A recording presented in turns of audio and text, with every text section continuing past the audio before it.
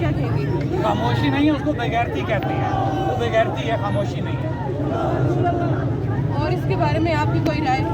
میں یہ کہوں گا کہ یہ ایک ڈھونگ رچایا جا رہا ہے پوری دنیا کے اندر مسلمان ممالک کی طرف سے کہ یہ OIC کے نام پہ ایک ادارہ بنا لیا گیا، اور جس وقت جس مقصد کے لیے بنایا گیا وہ مقصد یہی ہے کہ جہاں کہیں مسلمانوں کے ساتھ ظلم و زیادتی ہو اس پہ وہ ادارہ بولے، لیکن میں یہ کہوں گا وہ بےغیرتوں کا ادارہ ہے کہ اس سے بڑا اب میڈیا کے آگے میں بات کر رہا ہوں، میں اس سے لوز بات اور نہیں کر سکتا۔ OIC ایک بےغیرتوں کا ادارہ بن گیا، تمام مسلمان ممالک جو اس OIC کے ممبر ہیں، میں یہ کہوں گا وہ بےغیرت ہیں کہ آج ان کو ان فلسطینی بچیوں کی وہ آوازیں، وہ سسکیاں، وہ ان کے کٹے ہوئے اعزاز جسموں کے کہ ان کے اوپر بمباری کر کے ان کو کچرا کر دیا گیا ہے۔ ان کو میں کہہ رہا ہوں کہ میں وہ تصویر بندہ نہیں دیکھ سکتا ان بچوں کی، ان کی آوازیں نہیں سن سکتا، تو پھر میں اس OIC کو بےغیرتوں کا ٹولہ نہ کہوں تو کیا کہوں؟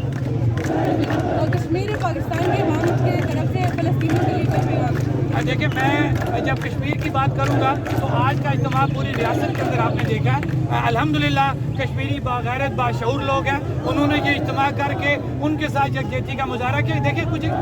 قانونی چیزیں ہیں کہ یہ ایک الگ ریاست ہے، حکومت پاکستان ہے،